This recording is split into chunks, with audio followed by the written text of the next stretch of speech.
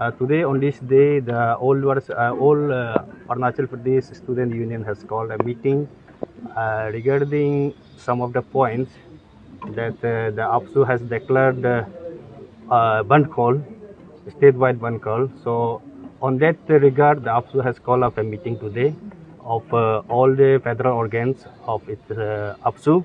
So, after a threadbare discussion, we have 5 points to submit to the government from the APSU sides. So the 5 point is that regarding the null and void of APCS fiasco, and regarding the vandalization of APSU office, and regarding the clarification from Home Minister Government of Arunachal Pradesh for attempt to जो APSU का sanctity को undermine करने के लिए जो attempt किया है उसको क्लैरिफिकेशन मांगने के लिए, and regarding the free and fair and speedy investigation for late Tumi Gangkak उसका बारे में, and also regarding the bandh call on 13 और इन सम अदर डेज। तो उसके बारे में हम लोग आज थ्रेडबेयर डिस्कशन हुआ है। तो इसके लिए हम लोग पॉइंट वाइज ब्रीफ करेगा फ्रॉम DSU टीम का तरफ से। Regarding null and void, I request Mr. Gololento, the president of Lower Tapumpara District Student Union, to address the media. Well, good afternoon. Actually हम लोग आज हम लोग मीटिंग बैठा है with today's meeting is like that. आज ये regarding null and void को on behalf of APSU, we entire DSUs, जितना भी जो अरुणाचल प्रदेश का जितना जो हम लोग DSUs है, हम लोग आज यहाँ में APSU का ऑफिस में हम गए। वो ऑफिसर के अंदर में डाउट है तो जब से अपॉइंटमेंट किया आप उससे शुरू करो। लॉ एंड ऑर्डर प्रॉब्लम होगा बोल रहे हैं, आपने हाईलाइट किया। तो we have already seen so many problem, bandh call में बहुत सारा वायलेंस हुआ, तो आप वापस लॉ एंड ऑर्डर प्रॉब्लम होगा बोल रहे उसके बाद। ऑब्वियसली देखो, अगर ये अभी ये लोग जो जिसका जो इफेक्टिव होने जा रहा है, जो नल एंड वॉइड होने जा रहा है, इफेक्टिव होने जा रहा है, ये लोग भी शुरू हो रहा है। तो पेरेंट्स लोग मूवमेंट शुरू हो रहा है कि 7 तारीख को रैली होगा, तो एक पार्टी भी शुरू करे, एक पार्टी। देखो ये अननेसेसरी मीनिंगलेस है। जब कोई ऑलरेडी APSU बोल चुका है कि स्ट्रिक्टली उसको विजिलेंस करके स्ट्रिक्टली इन्वेस्टिगेशन को चलना है, बोल रहे हैं, तो and then they are going on. अभी तो इतना ऑफिसर को अरेस्ट किया, रिसेंटली कोई CO लोग को भी अरेस्ट करने के लिए कुछ निकल गया। तो जितना जो पुलिस और जो भी इन्वॉल्वमेंट सब अरेस्ट कर रहा है। देखो लॉ तो इट विल टेक टाइम, और समय लगेगा, and that will go continuously. अभी डायरेक्ट उसको जंप करके उसको नहीं, चाहे CBI को भी भरोसा नहीं करता है, यहाँ का SIC लोग को भरोसा, तो किसको भरोसा? APSU को भरोसा नहीं करता बोल रहे, तो ये आदमी लोग क्या चीज़ को किसको भरोसा करेगा? मीटिंग नल एंड वॉइड के ऊपर में मीटिंग भी बैठा हुआ है, APSU, ANSU और JC लोग ने कैबिनेट मिनिस्टर के साथ मीटिंग बैठा था। वो लोग मीटिंग बैठा है। देखो आप लोग मीडिया में याद होता होगा, एग्जैक्ट डेट को मालूम नहीं, आप लोग खुद जाने वाला याद होता है कि देखो वो लोग निकाल के क्या बोला, we are very satisfied, we are very thankful to APSU and ANSU, वो लोग खुद बोला है। निकालने के बाद में वो लोग ट्रैक को फिर उधर से जाके फिर नया एडिंग करके लेके आता है। तभी सर APSU का ये कहना है कि नल एंड वॉइड बात को APSU नहीं बोलेगा, let it decide by the government decide करना चाहिए, क्योंकि उसका इन्वेस्टिगेशन तौर पे जो गलत मिलेगा देन डेफिनेटली उसको पकड़ेगा, उसको सस्पेंड करेगा, उसका ऊपर में केस चलते रहेगा ना। तो ये लोग उधर से निकला है, बहुत खुश है। ये APSU एकदम CM द बेस्ट, CM भी बहुत अच्छा है, APSU अच्छा है, ANSU अच्छा है। ऐसा बोलने के बाद APSU ये चीज़ को अगर कॉमन कोर्स को लेके बात थोड़ा बोला है, तो डायरेक्ट APSU को वो लोग साइडलाइन करके वो लोग अपना मूवमेंट को आगे लेके चला गया। उसका बाद APSU को ऊपर में खुद से मर्जी ट्रोल करना शुरू हो गया। APSU का घर तक कोई लोग सुनने में आया कि APSU का घर तक भी जाके ये करे।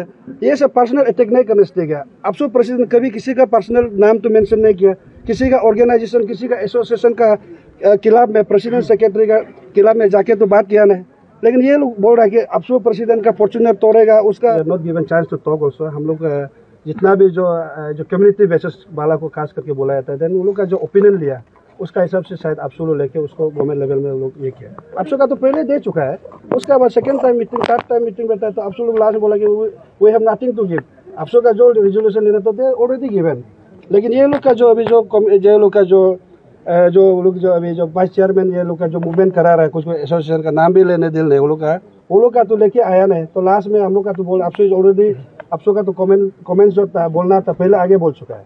वही है। अभी नेक्स्ट पॉइंट और थोड़ा पॉइंट बहुत ज़्यादा पॉइंट जो अभी आप लोग मेंशन कर रहे हैं, जो होम मिनिस्टर को क्लैरिफिकेशन या फिर जस्टिफिकेशन देना रिगार्डिंग वेंटिलेशन ऑफ अप्सू का, वो पीसी में प्रेस कॉन्फ्रेंस में बोला था कि नॉट ओनली द अप्सू का ऑफिस का वेंटिलेशन, बाकी जो जितना भी डैमेजेस हुआ है पब्लिक प्रॉपर्टी उसको भी लेकर, लेकिन फिर अभी आप लोग कॉन्ट्राडिक्ट कर रहे हैं।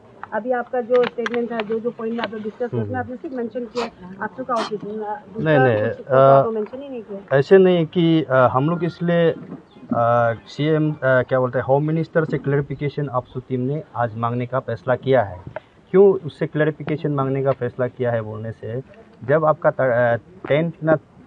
10 जनवरी को मीटिंग था, जब जॉइंट स्टीयरिंग कमेटी और आंसू अप्सू और जितना स्टेक होल्डर था वो लोग साथ में जब मीटिंग था, तो उसका जो एपीसीएस इश्यूज़ का चेयरमैन, उसका चेयरमैन होम मिनिस्टर का अंदर में था। होम मिनिस्टर का अंदर में ही वो लोग मीटिंग बैठा है, तो वो लोग होम मिनिस्टर का चैम्बर में ऑलरेडी नल एंड वाइड करना है ना क्या करना है, 13 पॉइंट जो रिप्रेजेंटेशन था उसका रिगार्डिंग में वो लोग बात किया है, मीटिंग किया है।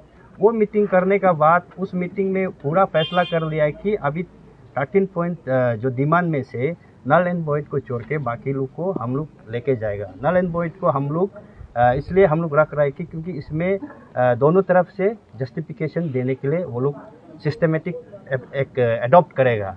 जब तक वो लोग कमीशन गठन नहीं करेगा नल एंड वॉइड को नहीं कर सकेगा। इसलिए जब तक नया कमीशन नहीं बनता है ये नल एंड वॉइड इशू को होल्ड में रखेगा बोल के वो लोग मीटिंग में ऑलरेडी ऐलान कर लिया था, फैसला कर लिया था।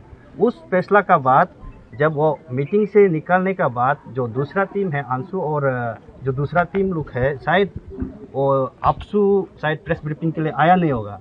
जो प्रेस ब्रीफिंग के लिए आया था वो लोग बोला है कि प्रेस ब्रीफिंग में बोला है कि जो मीटिंग बैठा है वो मीटिंग का रेजुलेशन को वो लोग सेटिस्फाई नहीं है, तो ऐसे करके वो लोग बंद कॉल डिक्लेयर किया है, इमीडिएट बंद कॉल डिक्लेयर किया है। तो उसका चलते इमीडिएट बंद कॉल डिक्लेयर करने का जो वजह से वेंडलाइजेशन हर तरह हुआ है। वो अप्सू ऑफिस में भी वेंडलाइजेशन हुआ है और पब्लिक प्रॉपर्टी भी बहुत तोड़फोड़ हुआ है।